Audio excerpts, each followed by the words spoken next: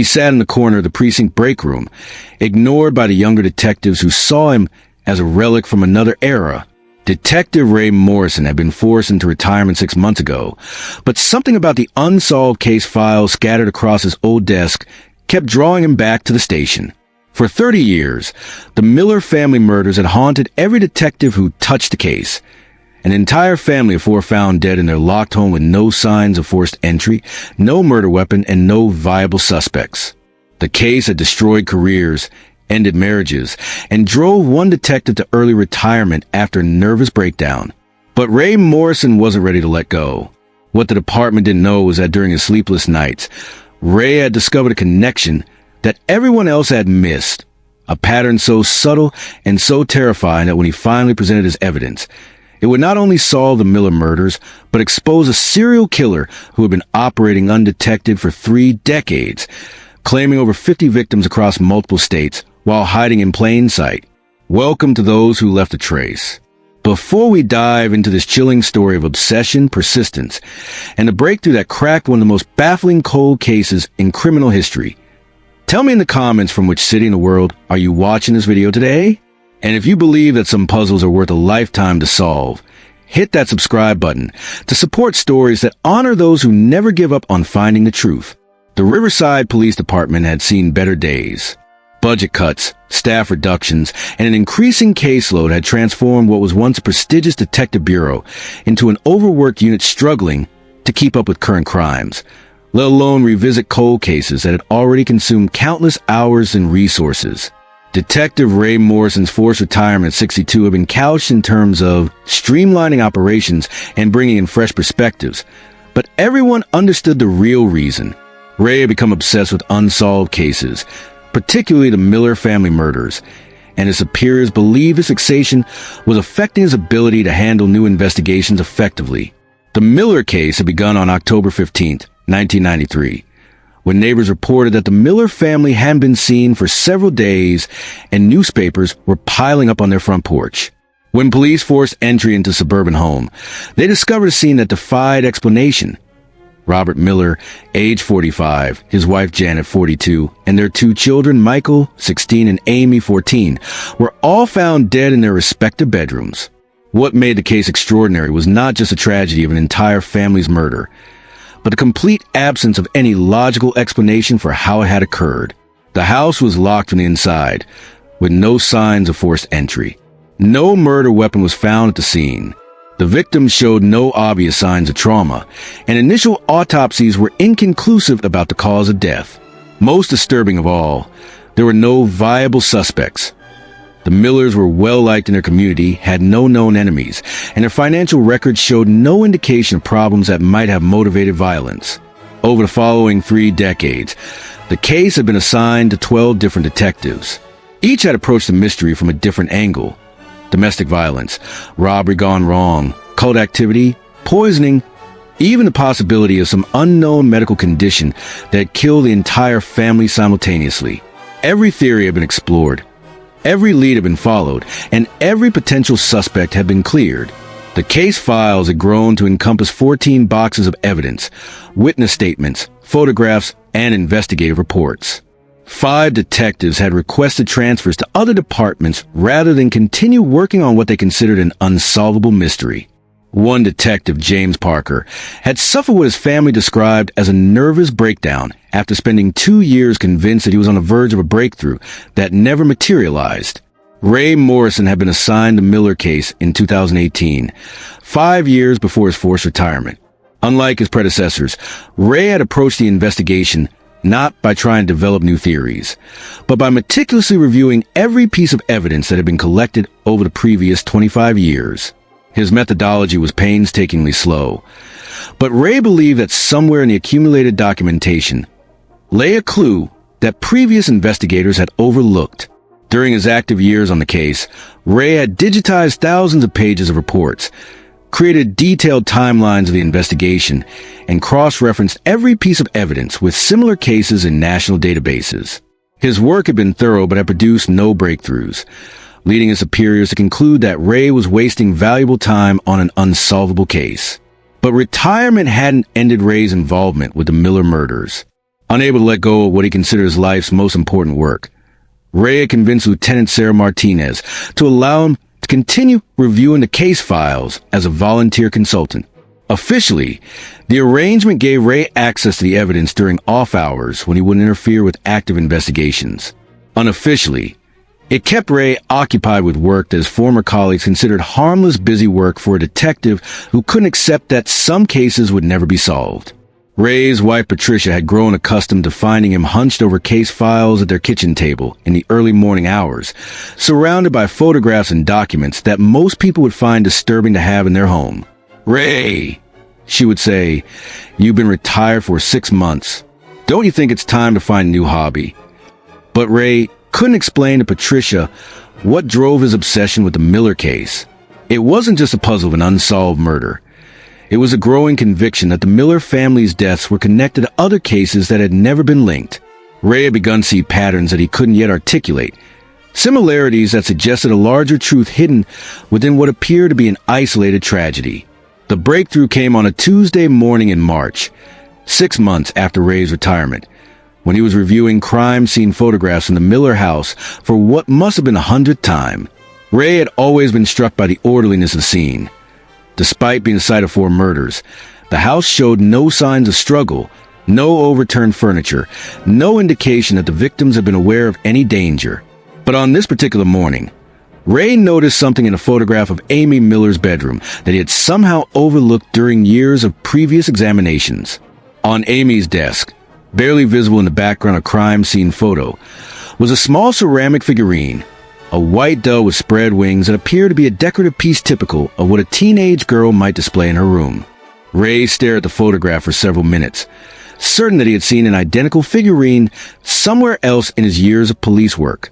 The memory was elusive, like trying to recall a dream after waking, but Ray was certain that the dove figurine was significant in ways that went beyond its presence in Amy Miller's bedroom. Ray spent the rest of the day searching through his personal files and notes from other cases he had worked during his 30-year career. The dove figurine nagged at his memory, and he was convinced that finding its significance would unlock something important about the Miller murders. It was nearly midnight when Ray found what he was looking for in a file from a case he had worked in 2007, the unexplained death of an elderly woman named Margaret Foster. Mrs. Foster had been found dead in her apartment with no signs of trauma or obvious cause of death. The case had been closed as death by natural causes when the autopsy revealed heart failure, but Ray remembered being troubled by aspects of the scene that didn't seem consistent with natural death. In the crime scene photographs from Margaret Foster's apartment, Ray found an identical white dove figurine positioned on the victim's nightstand. The placement was similar to the one in Amy Miller's room, not prominently displayed, but visible to anyone who entered the space. Ray felt a familiar surge of excitement that came with discovering a potential connection between seemingly unrelated cases. But one similarity between 2 deaths 16 years apart didn't constitute a pattern. Ray needed to find more connections before he could present his theory to anyone at the department. Over the following weeks, Ray expanded his search to include unsolved deaths and missing persons cases from throughout his career and beyond. Using the police department's database access that came with his volunteer consultant status, Ray searched for cases that shared certain characteristics. Unexplained deaths with no obvious cause, no signs of forced entry or struggle, and no viable suspects. What Ray discovered over the next month would fundamentally change his understanding of the Miller case and reveal a truth more disturbing than anyone had imagined. Ray's systematic search through 3 decades of case files revealed a pattern so subtle that it had remained invisible to investigators who examined each case in isolation. Beginning with the Miller family murders in 1993 and extending through Margaret Foster's death in 2007, Ray identified 17 cases of unexplained deaths that shared specific characteristics. The victims ranged in age from 14 to 78, lived in different neighborhoods throughout the city, and appeared to have no connections to each other. What linked them was not their demographics or social circles, but the presence of small decorative objects that appeared insignificant to investigators focused on more obvious evidence. In addition to the white dove figurines found at the Miller house and Margaret Foster's apartment, Ray discovered crime scene photographs showing similar small decorative items. ceramic angels, miniature crosses, small wooden hearts, and other religious or spiritual symbols positioned in the victim's living spaces. The objects were never prominently displayed, never mentioned in witness statements, and never considered significant enough to be cataloged as potential evidence. But Ray recognized that the objects shared certain characteristics that suggested they were deliberately placed rather than items that belonged to the victims. The positioning was consistent, always visible to someone entering the room, but subtle enough to avoid drawing attention from investigators. The objects appeared new rather than showing the wear patterns typical of long-owned decorative items.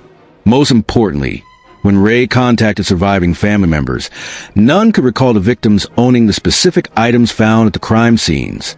Ray's investigation revealed another disturbing pattern. The deaths occurred in clusters, with multiple victims die within weeks of each other, followed by periods of months or even years with no similar cases. The timing suggested a perpetrator who killed in sprees before becoming dormant, possibly due to travel, incarceration, or other factors that interrupted their activities. Most significantly, Ray discovered that the unexplained deaths had not been confined to Riverside. When he expanded his search to include neighboring jurisdictions, he found similar cases in 3 other cities within a 50-mile radius.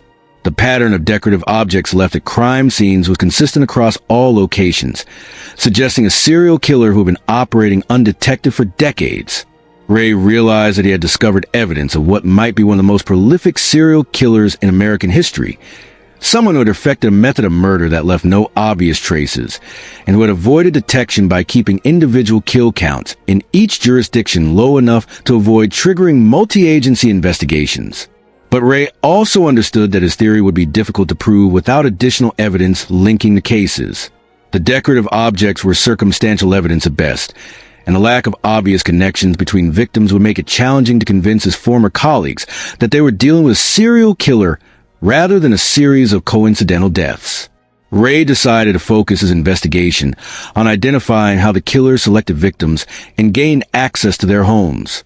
If he could demonstrate a method that explained both victim selection and the killer's ability to murder without leaving evidence, he might be able to build a case that would convince the department to reopen multiple investigations. The answer came from an unexpected source. Ray's own experience as a detective had taught him that the most successful criminals often operated from positions that provided legitimate access to potential victims. Serial killers frequently worked in professions that brought them into contact with vulnerable people: healthcare workers, maintenance personnel, delivery drivers, or service providers who could enter homes without arousing suspicion. Ray began searching for individuals who had legitimate reasons to enter the homes of all 17 victims in the months before their deaths. This investigation required painstaking work, as Ray needed to cross-reference utility records, service calls, delivery logs, and maintenance schedules from multiple companies over a period of 3 decades. The search took Ray 2 months, during which time he worked 12-hour days despite his retirement status. Patricia Morrison watched her husband's obsession with growing concern, but she also recognized that Ray had found a purpose that retirement had failed to provide. Ray's breakthrough came when he discovered that 14 of the 17 victims had received home visits from representatives of Caring Hand Home Services, a company that provided cleaning, maintenance, and companion services for elderly and disabled clients. The visits had occurred within 6 weeks of each victim's death, and in each case, the service calls had been scheduled by someone identifying themselves as a concerned family member. Ray's investigation into Caring Hands Home Services revealed that the company had been operating in the region for over 30 years, providing services to hundreds of clients. The business appeared legitimate, with proper licensing, insurance, and generally positive reviews from customers. However, Ray discovered that the company had experienced unusually high employee turnover, with most workers staying for only a few months before leaving for unstated reasons. More significantly, Ray learned that Caring Hands had been purchased 18 months earlier by new ownership that had made significant changes to the company's operating procedures. The previous owner, Margaret Chun, had sold the business due to health concerns, but she agreed to meet with Ray to discuss the company's history. Margaret Chen's information provided Ray with the final pieces of the puzzle he had been trying to solve for over 6 months. According to Mrs. Chun, Caring Hands had employed hundreds of workers over the years, but there had been one employee whose behavior had consistently troubled her. David Walsh, a man in his 50s who had worked for the company intermittently for over 20 years. David was an excellent worker when he wanted to be, Mrs. Chin told Ray during their meeting. He was reliable, the clients liked him, and he never caused any obvious problems. But there was something about him that made me uncomfortable. He asked too many questions about clients' personal lives, their family situations, their financial circumstances. I always felt like he was gathering information for reasons that went beyond providing services. Mrs. Chin explained that David Walsh had a pattern of working for the company for several months, then disappearing for extended periods before returning and requesting to be rehired. His absences were always explained by claims of family emergencies or health problems. And because he was a competent worker during the periods when he was employed, Mrs. Chun had repeatedly rehired him despite her reservations. Most importantly, Mrs. Chin was able to provide Ray with employment records showing that David Walsh had been working for Caring Hands during the periods when each of the 17 unexplained deaths had occurred. The timing correlation was too precise to be coincidental. Ray now had a suspect, a method, and a pattern that connected cases spanning 3 decades. But he still needed to find David Walsh and gather evidence that would support murder charges in cases where the original investigations had failed to identify any signs of homicide. Ray's investigation into David Walsh's background revealed a man who had spent most of his adult life moving between different cities and different jobs, always working in positions that provided access to people's homes. Walsh had been employed as a maintenance worker, a home health aide, a delivery driver, and various other service positions that explain his ability to approach potential victims without arousing suspicion. More disturbing, Ray discovered that Walsh's pattern of employment changes corresponded with clusters of unexplained deaths in each city where he had lived. When Ray contacted police departments in Walsh's previous locations, he found similar cases of unexplained deaths that had never been linked to a serial killer. Ray realized that David Walsh had likely been killing for decades, possibly claiming over 50 victims across multiple states, while avoiding detection by keeping his activities below the threshold that would trigger serial killer investigations. But finding Walsh and proving his guilt would require resources and authority that Ray no longer possessed as a retired detective. Ray needed to convince his former colleagues that his theory was worth pursuing, despite their previous dismissal of his obsession with cold cases. Ray decided to present his findings to Lieutenant Sarah Martinez, the supervisor who had approved his volunteer consultant status and who had always treated his work with respect even when others in the department considered it a waste of time. Lieutenant Sarah Martinez had been expecting Ray Morrison's request for a meeting, though she wasn't prepared for the scope of what he was about to present. Ray arrived at her office carrying 3 boxes of files, photographs, and documentation that represented 6 months of intensive investigation into what he now believed was one of the most prolific serial killer cases in the department's history. Sarah, Ray began, spreading crime scene photographs across her desk. I need you to look at these images and tell me what you see that's common among all of them. Martinez examined the photographs, which showed the bedrooms and living spaces where the Miller family and 16 other victims had been found dead over a period of 30 years. Her initial assessment focused on the obvious similarities. No signs of struggle, no obvious trauma, orderly scenes that suggested the victims had died peacefully. Ray, these all look like natural deaths or possible suicides. What am I supposed to be seeing? Ray pointed to specific areas in each photograph where small decorative objects were visible. Sarah, look at these items. White doves, ceramic angels, wooden crosses, miniature hearts. Every single victim had one of these objects in their living space, positioned where it would be visible to anyone entering the room. Martinez examined the objects more carefully, noting their placement and apparent condition. Ray, these could be coincidental. Religious people often have spiritual decorations in their homes. Ray opened one of his file boxes and produced documentation he had gathered from interviews with family members. Sarah, I contacted surviving relatives of each victim. None of them could remember their family member owning these specific items. The objects appeared after the deaths, which means someone placed them at the scenes. Martinez began to understand the implications of what Ray was suggesting. "You're saying someone was leaving calling cards at murder scenes?" Ray nodded. "But more than that, I've identified the person who placed these objects, and I believe he's responsible for all 17 deaths, plus potentially dozens more in other jurisdictions." Ray presented his research on David Walsh, including employment records that showed Walsh had access to each victim's home through his work with Caring Hands Home Services. He showed Martinez the pattern of Walsh's employment changes and how they corresponded with clusters of unexplained deaths in multiple cities. "Sarah, David Walsh has been killing for at least 30 years. He's developed a method that leaves no obvious evidence of homicide, and he stayed below the radar by keeping his kill count low in each jurisdiction and by targeting victims whose deaths would be attributed to natural causes." Martinez studied the documentation, recognizing that Ray had built a circumstantial case that was compelling but would be difficult to prove in court. "Ray, this is impressive work, but we still don't have direct evidence linking Walsh to any of these deaths. We don't even know what method he's using to kill his victims." Ray had anticipated this concern. "Sarah, I believe Walsh is using an untraceable poison that mimics the symptoms of heart failure or natural death. The original autopsies wouldn't have tested for exotic toxins, especially in cases where murder wasn't suspected." Martinez leaned back in her chair, considering the implications of Ray's theory.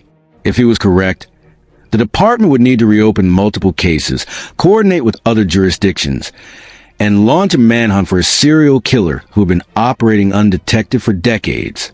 "Ray, assuming you're right about Walsh, do we have any idea where he is now?" Ray opened his final file box.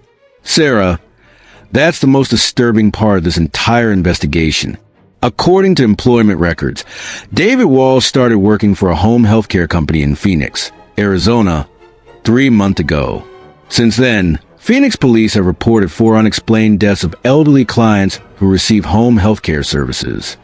Martinez realized that if Ray's theory was correct, Walsh was currently active and claiming new victims while they were discussing his case in Riverside. "Ray, we need to contact Phoenix immediately and coordinate a joint investigation." Ray had already prepared contact information for Detective Maria Santos in Phoenix, who had agreed to review the cases Ray had identified. "Sarah, Detective Santos is expecting your call. She's already pulled the files on the 4 recent deaths, and she's found the same pattern of decorative objects at each crime scene." Martinez reached for her phone, understanding that Ray's 6 months of obsessive investigation had potentially uncovered a serial killer who posed an immediate threat to public safety. "Ray, if you're right about this, you've just solved one of the most complex serial killer cases in law enforcement history." Ray gathered his files, feeling a mixture of vindication and urgency. "Sarah, I've been working on this case for 6 months, but David Walsh has been killing for 30 years. Every day we delay gives him more opportunities to claim additional victims." Martinez was already dialing Detective Santos in Phoenix. "Ray, I want you to pack everything you have on Walsh and be ready to travel to Arizona tomorrow. This investigation is about to become a multi-state manhunt, and we're going to need your expertise to catch this guy." As Ray left Martinez's office, he felt a familiar surge of adrenaline that came with active police work. After 6 months of being treated as a retired detective obsessing over cold cases, Ray was once again working on an investigation that could save lives and bring justice to victims who have been waiting decades for someone to discover the truth about their deaths. The Miller family murders had been the key that unlocked a pattern of violence that had remained hidden for 30 years. But now that the pattern was visible, law enforcement agencies across multiple states will be working together to stop a killer who had perfected the art of murder without detection. Ray's phone rang as he loaded his files into his car. It was Detective Santos from Phoenix. "Mr. Morrison, Lieutenant Martinez just briefed me on your investigation. I've been reviewing the 4 recent deaths here, and I found something that confirms your theory. David Walsh didn't just leave decorative objects at the crime scenes. He also took trophies from each victim." Ray felt his pulse quicken. What kind of trophies? Small personal items that families wouldn't immediately notice were missing. Jewelry, photographs, keepsakes. We found them in a storage unit that Walsh rented under an assumed name, Mr. Morrison. The storage unit contains items from at least 20 different victims. Ray realized that Walsh's crimes were even more extensive than his investigation had revealed. Detective Santos, how quickly can you obtain a warrant to arrest Walsh? We already have teams looking for him, but Walsh appears to have realized that his pattern was discovered. He hasn't reported to work in 3 days, and his apartment has been abandoned. Mr. Morrison, we're dealing with a serial killer who knows he's been identified and who has 30 years of experience avoiding capture. Ray understood that the investigation had entered a new phase. Walsh was no longer an unidentified suspect operating under the protection of invisibility. He was now a fugitive who would use every survival skill he had developed over 3 decades of killing to avoid arrest. But Ray also knew that Walsh's long period of successful operation might work against him. Killers who had never been seriously pursued often made mistakes when they suddenly found themselves a target of intensive law enforcement attention. Detective Santos, Walsh has been killing with impunity for 30 years. He's probably never had to deal with the pressure of being actively hunted. That inexperience with being a fugitive might be our advantage. Santos agreed. Mr. Morrison, we're coordinating with the FBI to issue a nationwide alert for Walsh. But we're going to need your help to predict his behavior and identify where he might run. Ray looked at the boxes of files in his car, representing 6 months of investigation that had finally revealed the truth about the Miller family murders and dozens of other deaths. The retired detective who had been ignored and dismissed by his former colleagues was now a key figure in one of the most significant serial killer investigations in recent history. But Ray understood that solving the case was only the beginning. David Walsh was still free, still dangerous, and still capable of claiming more victims if he wasn't captured quickly. The next phase of the investigation would test everything Ray had learned about Walsh's method, psychology, and patterns of behavior. The retired detective who had refused to let go of a 30-year-old cold case was about to become the lead investigator in a manhunt that would determine whether decades of hidden murders would finally be answered with justice.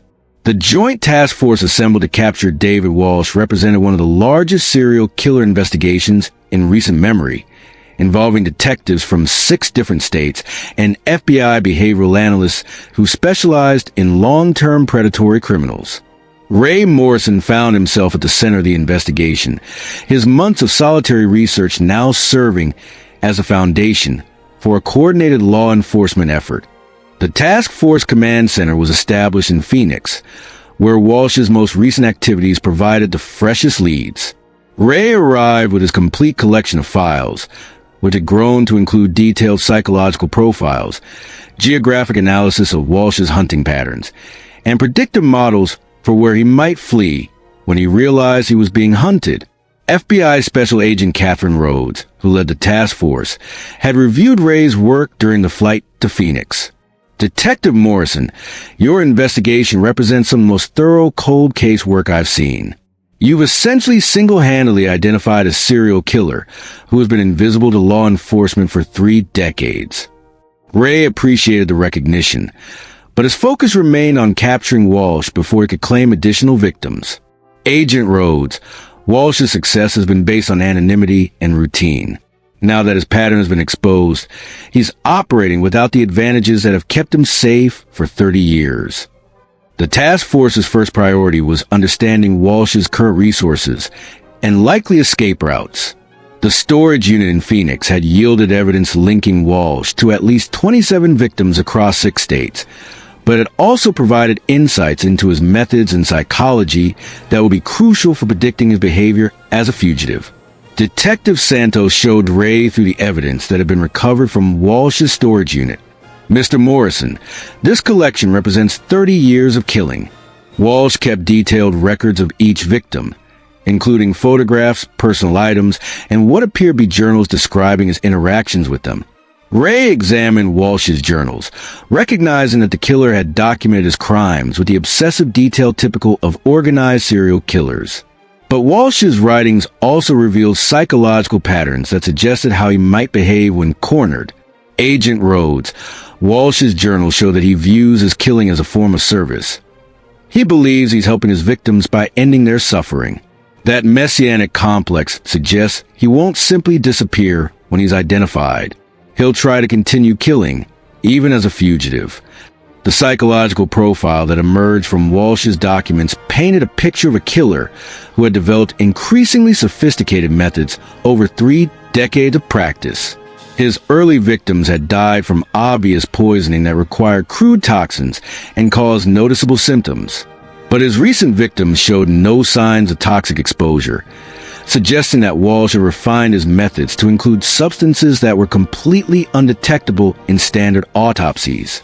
FBI toxicologist Dr. Sarachin analyzed tissue samples that had been preserved from several of Walsh's recent victims.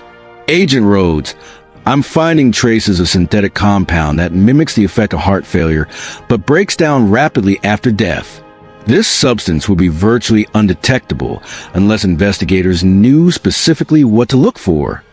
Ray realized that Walsh's development of an undetectable poison explained how he had managed to kill dozens of people without arousing suspicion.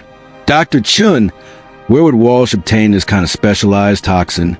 Dr. Chen's research revealed that the compound found in Walsh's victims was derived from rare plant alkaloids that required sophisticated chemistry knowledge to synthesize. Mr. Morrison, producing this toxin would require access to laboratory equipment and advanced chemistry training. Walsh isn't just a serial killer. He's a chemist who has developed a nearly perfect murder weapon. The task force's investigation into Walsh's background revealed that he had attended 2 years of graduate chemistry courses in the 1980s before dropping out due to what his professors described as inappropriate interest in toxic compounds. Walsh's academic records showed that he had focused his studies on natural toxins and their effects on human physiology. Agent Rhodes coordinated with university officials to review Walsh's academic work and identify other locations where he might have acquired materials needed to produce a synthetic poison. Detective Morrison, Walsh has been developing his murder weapon for over 30 years. He's probably created multiple production sites and stockpiled enough toxin to continue killing for months even as a fugitive. Ray's analysis of Walsh's geographical pattern suggested that the killer had established safe houses and supply caches in multiple states, anticipating the possibility that he might eventually need to operate as a fugitive. Agent Rhodes, Walsh's movement patterns show that he's been preparing for this scenario for years. He's probably got everything he needs to continue killing while staying ahead of our investigation. The task force's breakthrough came when financial investigators discovered that Walsh had been using multiple identities to rent storage facilities and safe houses across the southwestern United States. Each identity was supported by carefully constructed documentation that had allowed Walsh to operate undetected for years. Detective Martinez, who had flown in from Riverside to join the task force, coordinated the simultaneous raids on Walsh's known safe houses. Agent Rhodes, we've identified 3 locations where Walsh might be hiding, plus 2 storage facilities where he might have equipment for producing his toxin. The raids were conducted simultaneously at dawn on a Tuesday morning, 6 days after the task force had been assembled. Ray accompanied the team that searched Walsh's primary storage facility, where they discovered a sophisticated chemistry laboratory hidden behind a false wall. Agent Rhodes, this isn't just a storage unit, Ray reported over his radio. Walsh has been operating a complete laboratory for producing synthetic toxins. We found equipment, raw materials, and finished product that could support years of killing. But Walsh himself remained elusive. The raids had recovered evidence that would support dozens of murder charges, but the killer had disappeared before law enforcement could locate him. Agent Rhodes coordinated with media outlets to release Walsh's photograph and description to the public, hoping that someone would recognize him and report his location.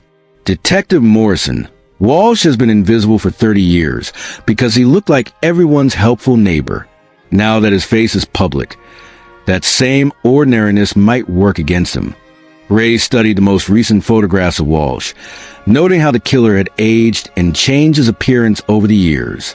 Agent Rhodes, Walsh is 63 years old and has been killing for most of his adult life. He's not going to simply retire and disappear. He's going to try to resume killing, even if it means taking greater risks.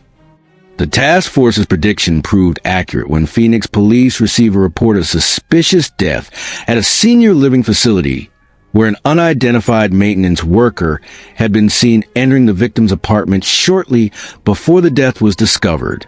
Detective Santos coordinated the response to what appeared to be Walsh's first murder attempt since becoming a fugitive. Agent Rhodes. The victim died of apparent heart failure with no obvious signs of trauma. Security cameras show a man matching Walsh's description leaving the building approximately 1 hour before the body was discovered. Ray realized that Walsh's desperation to continue killing might provide the opportunity law enforcement needed to capture him. Agent Rhodes. Walsh is taking risks he would never have taken when he was operating undercover. He's becoming sloppy, and that's going to be his downfall. The security footage from the senior living facility provided the task force with its best lead yet. Clear images of Walsh's current appearance and confirmation that he was still in the Phoenix area. More importantly, the footage showed Walsh using a vehicle that could be traced through license plate readers and traffic cameras. Agent Rhodes coordinated a citywide search using every available camera and electronic monitoring system. Detective Morrison. Walsh has stayed hidden for 30 years by being invisible. But now he's operating in a world where privacy is nearly impossible. Every camera, every electronic transaction, every digital interaction is potentially traceable. The electronic dragnet located Walsh's vehicle within 6 hours, parked outside a hotel where he had registered under one of his false identities. The task force surrounded the building and began evacuation procedures to ensure the safety of other guests.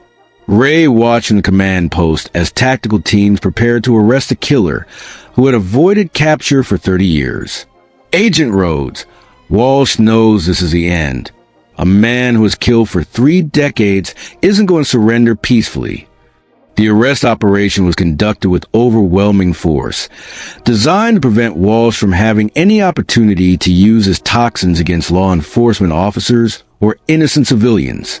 When tactical officers breached Walsh's hotel room, they found him preparing what appeared to be additional doses of a synthetic poison.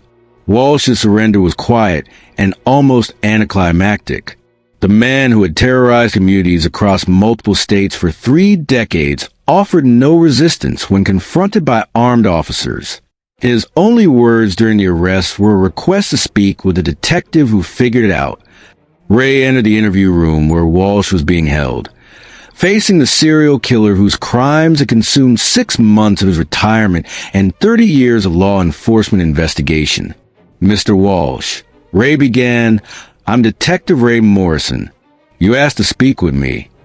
Walsh looked across the table at the retired detective who had unraveled 3 decades of carefully planned murders. "Detective Morrison, I want you to know that you've ruined something beautiful. Those people died peacefully, without fear, without pain. I gave them a gift." Ray studied Walsh's face, seeing the delusion and narcissism that had driven 30 years of murder. "Mr. Walsh, you killed 53 people. Families lost parents, children, grandparents. There was nothing beautiful about what you did." Walsh's expression didn't change. "Detective Morrison, those people were suffering. They were lonely, forgotten, abandoned by their families. I ended their pain." Ray realized that Walsh had created an elaborate psychological justification for his crimes, viewing himself as a mercy killer rather than a predatory murderer. "Mr. Walsh, the Miller family wasn't suffering. Robert Miller was 45 years old with a successful career. Janet Miller was active in her community. Their children had their whole lives ahead of them." For the first time, Walsh's composure cracked slightly. The Millers were different. That was a mistake. I was young, inexperienced. I learned to be more selective after that. Ray understood that Walsh's admission was crucial evidence for the prosecution. "Mr. Walsh, how many people did you kill?" Walsh was quiet for several minutes, apparently calculating numbers in his head. "Detective Morrison, I helped 67 people over 30 years. Some were quick decisions. Others required months of observation, but each one was carefully chosen." Ray felt a mixture of satisfaction and revulsion. The retired detective who had been dismissed by his colleagues had not only solved the Miller family murders, but had exposed one of the most prolific serial killers in American history. Walsh's trial would eventually result in convictions for murder in 6 states, with additional charges pending in jurisdictions where his crimes were still being investigated. The case would be studied by law enforcement agencies worldwide as an example of how serial killers could operate undetected for decades by perfecting methods that left no obvious evidence. But for Ray Morrison, the most important outcome was simpler. After 30 years of questions, the Miller family finally had answers. The retired detective who refused to give up on a cold case had proven that persistence, methodology, and an unwillingness to accept defeat could overcome even the most sophisticated criminal schemes. Ray returned to his retirement with the knowledge that his obsession with unsolved cases had been vindicated in the most dramatic way possible. The detective his colleagues had dismissed as a relic from another era had become the investigator who solved one of the most baffling serial killer cases in criminal history. Have you ever refused to give up on something that everyone else considered hopeless? Ray Morrison's story reminds us that sometimes the greatest breakthroughs come from those who won't accept that some puzzles can't be solved. Subscribe to Those Who Left a Trace if you believe that persistence and dedication can overcome even the most impossible challenges, and that the truth is always worth pursuing no matter how long it takes to find. We'll see you in the next story, where we'll continue to honor those who prove that giving up is never an option and that justice may be delayed but should never be denied.